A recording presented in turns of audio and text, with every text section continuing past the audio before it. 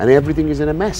Britain is broken. আপনারা তো কেন্টে একটা কাউন্সিল পাই এটারে বাস দিয়ে দিয়েছেন। ওরা যে আলোচনা করবে মানুষের জিনিসটা বুঝবে সেই ক্ষমতা তো নাই। আপনাদেরকে আমরা নাম্বার 10 এর দায়িত্ব দিতে হলে তো আমাদের দেশই আপনারা বিক্রি করে ফেলবেন। রিফর্ম আমাদের যে পলিসিগুলো আছে, হ্যাঁ আমরা আইএলআর স্ক্র্যাপ করব, দ্যাট ইট ডাজন্ট মিন যে আমরা ব্রিটিশ সিটিজেনশিপটা স্ক্র্যাপ করে দিব। সো আপনারা কি এই পলিসি সৌদি আরব থেকে নিয়ে আসছেন নাকি? না, Saudi king Faraz they might have born this country but they don't know actually what is British values and they don't know যে how to build a life.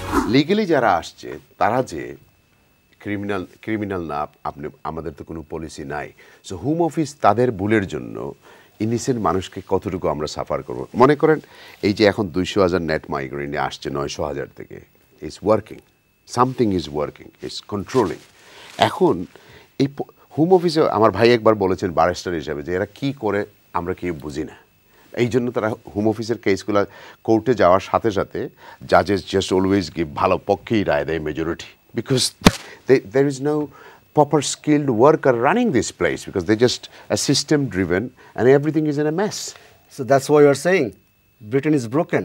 Of course. We want to fix Britain and who can do that? Only from UK because established parties গুলো আমি বলি সেটা তো আপনি বলেছেন। আমার প্রশ্নটা বলে ফেলি, আপনারা তো কেন্টে একটা কাউন্সিল পাই এটারে বাস দিয়ে দিয়েছেন, তাহলে আপনারা কিভাবে ফিক্স করবেন? আচ্ছা এখন এটা তো আপনার কথা না, আমি তো কেন্টে থাকি, আমার বিল্ডিং আছে। আপনি থাকেন, আমারও কেন্টে বিজনেস আছে, আমার কেন্টে বিজনেস আছে। তো আমি তো যে অবস্থায় দেখলাম যে আপনারা লিক হয়েছে যে ভিডিওগুলো দেখে, এখন যদি আপনাদেরকে আমরা নাম্বার 10 এর দায়িত্ব দিই তাহলে তো আমাদের দেশই আপনারা বিক্রি করে ফেলবেন। লিক হওয়াটা যে বিষয়টা সেটা তো একটা ভালো জিনিস এক্সপোজ হয়েছে সেটা হচ্ছে যে কাজ করতেছে ওরা। আমি তো এই জিনিসগুলো তো পাইনি লেবারের, ওদের তো আলোচনা করার স্কিলই তো নাই ওদের। ওরা যে আলোচনা করবে মানুষের জিনিসটা বুঝবে সেই ক্ষমতা তো নাই। লিক হওয়াটা একটা ভালো জিনিস হয়েছে যে আমরা দেখিয়েছি যে we are working for people. এবং আমি নিজে এআই ডজ বানাচ্ছি, আপনি জানেন কত কিছু আমরা আইডেন্টিফাই করেছি। এই যে কাউন্সিলগুলোতে যে কন্ট্রাক্টগুলো দেওয়া হয়, এই যে হাউসগুলো দেওয়া হয়, নিউ হ্যামে আপনি দেখেন রিপোর্ট বেরিয়েছে না হুইসেল ব্লোয়ারের মাধ্যমে, এগুলো তো হচ্ছে। তো এই লেবারের যে পলিটিক্সগুলো এবং এই যে শাবানা মাহমুদের যে immigration politics, nothing but eyewash, ওরা কিছুই করবে না, ওরা জাস্ট মানুষের লাইফটাকে হেল্প করবে। But on the other side reform আমাদের যে পলিসিগুলো আছে, হ্যাঁ আমরা আইএলআর স্ক্র্যাপ করব, দ্যাট ইট ডাজন্ট মিন যে আমরা ব্রিটিশ সিটিজেনশিপটা স্ক্র্যাপ করে দিব। আমরা 5 বছর জায়গায় 7 বছর নিয়ে আসবো এবং আমরা বলছি তোমরা 5 বছর পর রিনিউ করো এবং তোমার যদি স্কিল থাকে, তুমি যদি সেই থ্রেশহোল্ডটা অ্যাচিভ করতে পারো, then you can become a British citizen. So আপনারা কি এই পলিসি সৌদি আরব থেকে নিয়ে আসছেন নাকি? না, সৌদি কিং ফারাজ আমরা সৌদি আরব থেকে পলিসি কেন নিয়ে আসবো বলেন? কারণ ওইখানে লিগ্যাল হওয়া যায় না তো 5 বছর না, আমরা তো বললি যে আমরা তো লিগ্যাল হতে পারবে না। সৌদি আরব তো আপনি কখনো সৌদি নাগরিকত্ব নিতে পারবেন? আপনি পারবেন? এখন দেয় আপনি সৌদি নাগরিকত্ব নিয়ে আমরা এখন সবকিছু অফার করে দিয়েছে, ব্যবসা করতে পারবেন। আপনি কিন্তু 250,000 পাউন্ড নিয়ে গেলে আপনার ভিসা আপনি সৌদি আরবে আপনি নাগরিকত্ব পাবেন না। আপনি যদি ব্রিটেন রিফর্মের যে পলিসি আমাদের, এবং আমি একটা পজিটিভ কথা বলতে চাই আমার যারা দেখছেন তাদের জন্য, I will fight for them. তারা আমার সাথে যোগাযোগ করো, I will fight for them, I already started the fight.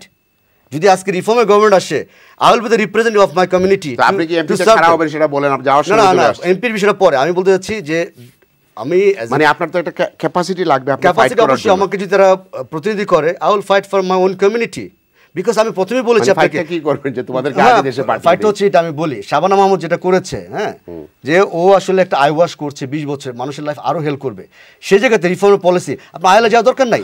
আপনি 7 বছর পরে ব্রিটিশ সিটিজেন হয়ে যাবেন, 7 বছর পরে আপনি ব্রিটিশ সিটিজেন হতে পারবেন। So apply for British citizenship এবং ওয়ার্ক হার্ড। আমি আর কিছু টিপস দেই, আমি আপনার প্রোগ্রামে কিছু টিপস দেই। আমার যারা ইমিগ্রেন্ট ভাই আছে তারা 3 জন 4 জন মিলে, লেট মি ফিনিশ আমি আপনাদের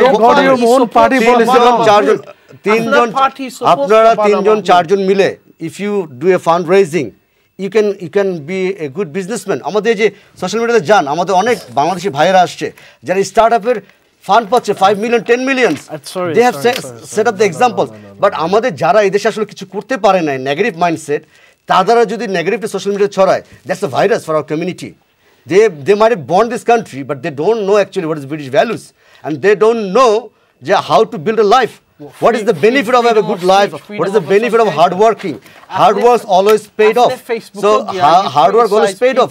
So be respectful for this country and the people who gave you the right. Enough. Thank you very much. You criticize people exercising